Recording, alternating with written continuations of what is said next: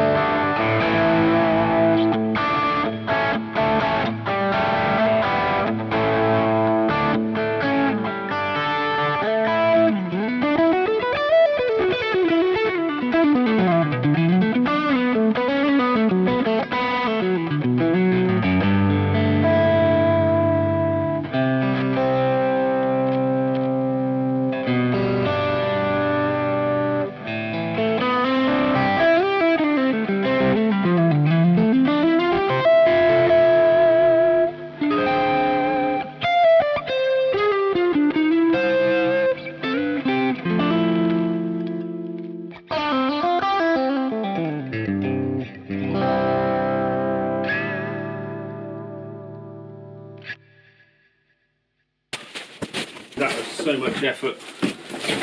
An article showed up in my feed from Guitar World the other day, and it was an interview with the new CEO of Marshall, Jeremy de Maillard, who essentially is one of these kind of CEO chaps who's worked for many businesses, right? Like, he used to work for the Marshall headphones, like listening side of stuff, Adidas, Vans, and he joined Sound, who bought Marshall, I think like last year, in 2020.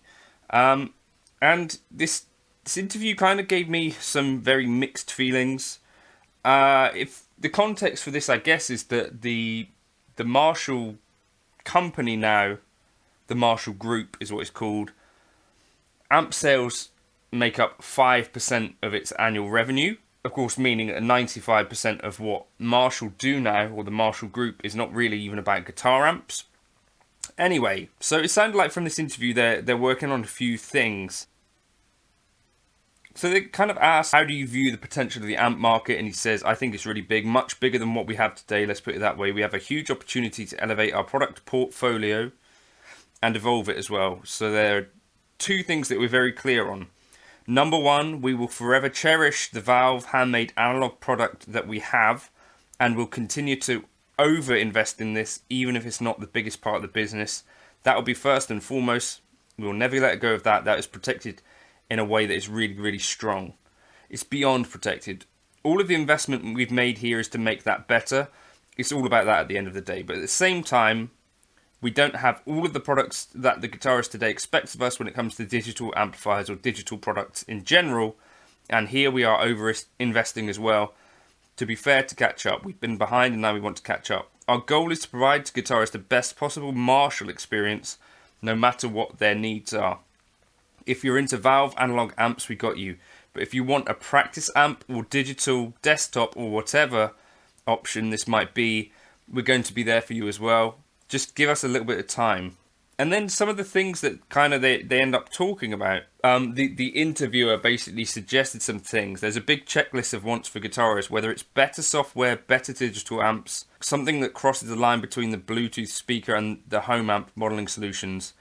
And the guy says, I don't want to give away too much, but all of the above that you just mentioned is in the plans. Literally everything you just talked about. So we want to do all of that. And there's another question the interviewer asks, what about the prospect of IR integration?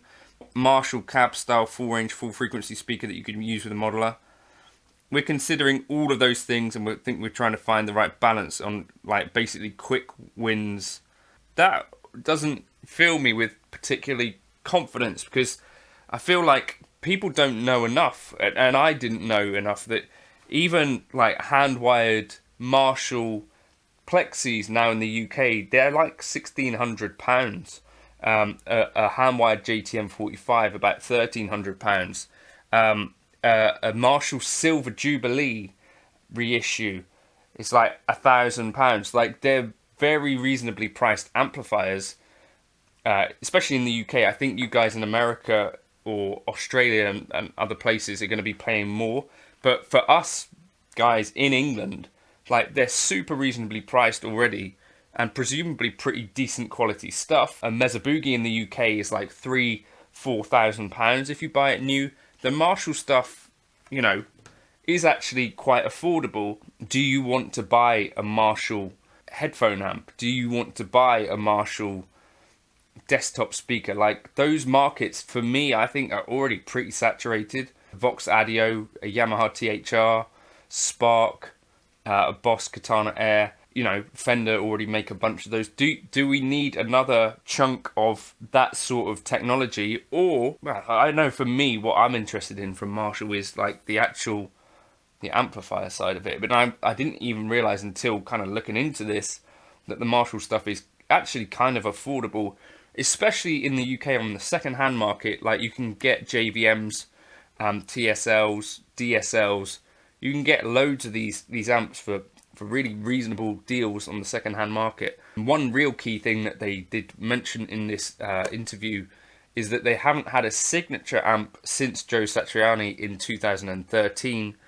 And I don't really see much buzz about Marshall either, and, you know, videos on them, except for like legacy stuff, like if it's Leon Todd particularly, like getting old Marshalls or, you know, second-hand Marshalls.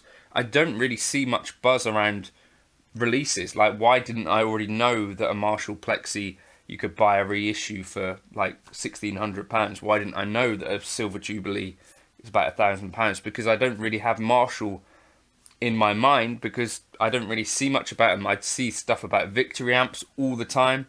I see stuff about Blackstar amps all the time. I see stuff about Katanas a lot of the time. I don't really see stuff about Marshall. I don't know why that is. Let me know your thoughts in the comments. And yeah, it's kind of made me think, well, actually, I could go out and get a Marshall valve amp for a pretty reasonable price. This is a head-first clone of a Friedman Dirty Shirley. Now, Friedman is, again, one of those brands that I have in my mind for quite a lot of this stuff, because they've actually done some marketing, and Friedmans are relatively expensive compared to the Marshalls over here. Anyway, let me know your thoughts in the comments. I think that's a problem, and I don't think you're solving that problem by building a bunch of digital amplifiers, in my opinion.